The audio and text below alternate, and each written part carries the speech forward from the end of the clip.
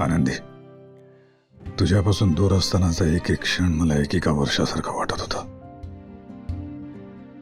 त्या सगळ्या काळात तू कुठल्या कुठल्या परिस्थितीला सामोरे गेली असशील, त्या सगळ्यांची भरपाई आता मी करणार आहे. आता मी तुला तळहाताच्या फोडाप्रमाणे जपणार.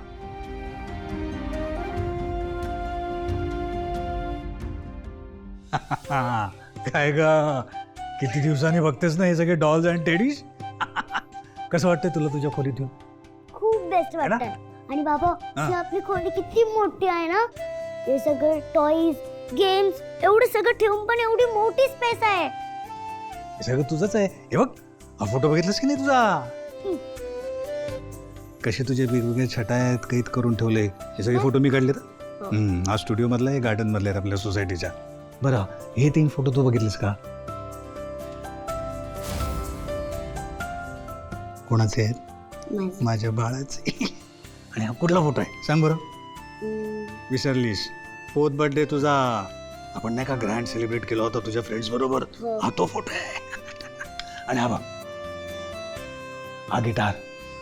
किती क्यूट आहे हा फोटो. वा, तुला ना काय गा आनंदी, काय झालं? तुझी शांत का झालीस? बाबा मला काय करावं असं वाटतंय माहितीये? काय करावं असं वाटतं सांग, आपण ते पूर्ण करू. प्रॉमिस. प्रॉमिस. बाबा हे सगळे रूम आहे ना, आणि माझे फोटोज आणि माझे टॉईज, हे सगळं बघितलं ना माझी भावनाई आणि सिद्धू बाबाने, ते खूप खुश होतील. आणि तुला माहितीये बाबांनी आहे ना हे सगळे माझे जुने फोटो, माझे लहानपणीचे फोटो बघितले असते तर त्याने मला कडेवर घेतलं असतं आणि एकदम हवेत उडवलं असतं. आणि बाबा तुला माहितीये सिद्धू बाबा आणि मी एकदा खेळत होतो आणि मग आम्ही खूप मज्जा केली. मग तेव्हा मी काय केलं माहितीये? मी काय म्हणतो, आपण आता येताना तुझ्यासाठी काय घेऊन आलो होतो सांग मला? आईस्क्रीम. आईस्क्रीम आणलेत. आणि कुठले कुठले फ्लेवर्स आणलेत माहिती? नाही, नसतील माहिती तर सांग, तुला कुठले आवडतात फ्लेवर्स ते सांग, मी नाव मला सांगतो. ना तसे खूप सारे फ्लेवर्स आवडतात. व्हॅनिला, हा आणलंय. चोको चिप्स आणलंय. आणि सीताफळ, आणलंय का बाई? वॉटरमेलन. आणलंय. काय नाही आणलंय सांगू? मँगो. हा मँगो, बनाना. बनाना असतं काय? हा, हो काय, मला माहित नाही. बनाना नाही. सगळ्या फ्रुट्सचे असतात. पण हे सगळं मी नाही आणले. तुला जे आवडतात तेवढेच आणले. ठीक आहे, तुला त्यावेळी खायचंय ते मी घेऊन येतो. ठीक आहे, पण तोपर्यंत तू इथे स्वस्त बसून राहा, जास्त धावपळ करू नको आणि उड्या मारू नकोस. ठीक आहे, मी आलोच. लवकर ये हा बाबा. आलोच आलोच.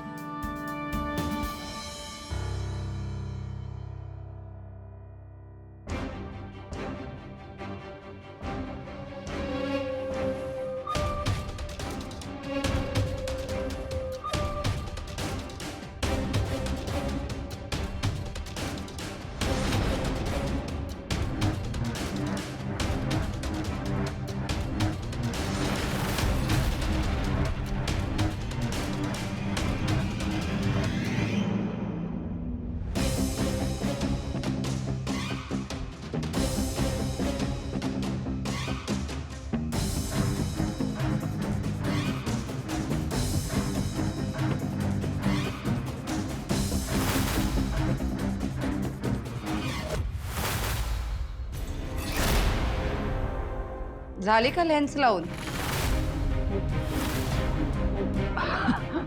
मम्मी जी झाली झाली.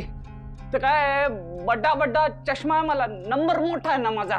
मग ते गड्डी चालवताना खूप प्रॉब्लेम येतो. हे लेन्स बरं, गड्डी चालवताना नो प्रॉब्लेम, चेहऱ्यावर वजनच नाही कुठलं. No tension, safe driving.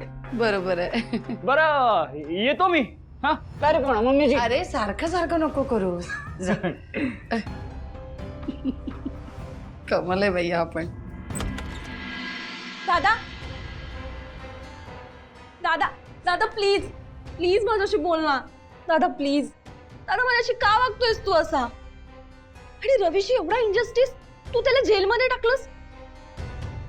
दादा तुला माझ्याबद्दल काहीच वाटत नाही का रे? सोड. तू काय बोलतेस तुला कळतंय का? कोर्टापुढे मी साक्ष दिली तेव्हा तुझे कान बंद होते. माझी ती अवस्था कोणी आणि कशी केली हे कोर्टापुढे मी स्पष्टपणे सांगितले. ज्याने मला मारायचा प्रयत्न केला, 13 महिने एका खोलीमध्ये बंद करून ठेवण्याचा प्रयत्न केला, त्याला मी असं सोडून द्यायला हवं होतं. नाही दादा, अरे हे सगळं खोटं आहे. त्या भावनाने ना तुझ्यावर जादू केली. अरे माझा रवी असं नाहीये दादा. रवी कसा आहे चांगलंच माहितीये मला. आई असतानाही तू आणि तो फक्त आणि फक्त माझ्याकडून फायदा कसा होईल हेच बघत होतात. पैसा पाहिजे, फुकटचं घर पाहिजे राहायला, ऐश्वराम पाहिजे. दादा तुला काय वाटलं मला हे सगळं माहित नव्हतं?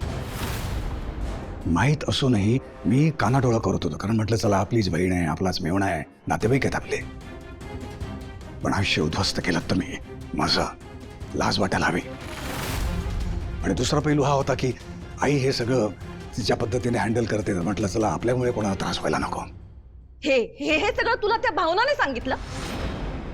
अरे लग्न व्हायच्या आधीपासून ती तुझं ब्रेन वॉश करत होती. तोंड सांभाळून बोल. बरोबर तेच बोलते मी दादा. तुम्ही गेल्यानंतर आधी तिने आनंदीवर कब्जा मिळवला का? तर तिला आपली सगळी प्रॉपर्टी हवी होती. नंतर त्या सिद्धूशी लग्न केलं. जे एक श्रीमंत माणूस गेला की दुसरा पकडायचा. तिनं आता तुला हिंट्स द्यायला सुरुवात करेल. म्हणजे तिला, तुला आणि सिद्धूला दोघांना आपल्या तालावर नाचवायचं. ती भावना ना एक नंबरची.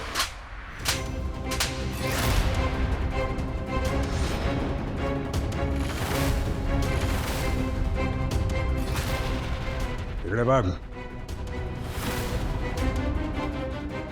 मी अजूनही अज्युम करतोय की रवीला तुझी साथ नव्हती. बेनिफिट ऑफ डाऊट देतोय. पण जर का मला कळलं की या कटामध्ये तुझी साथ होती, संपलीस तू सुपर्णा.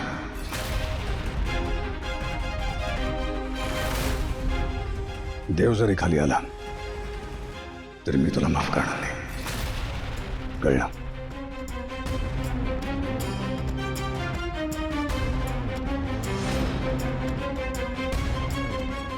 He was right.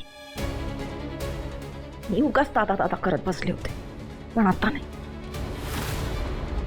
तुझ्याकडून माझा फायदा काढून गेला बरोबर गोड बोलेन मी.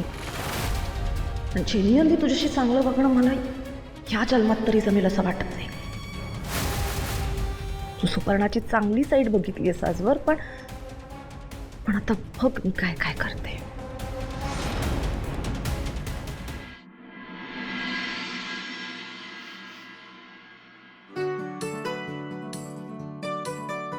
अबे तूप वगैरे कशाला?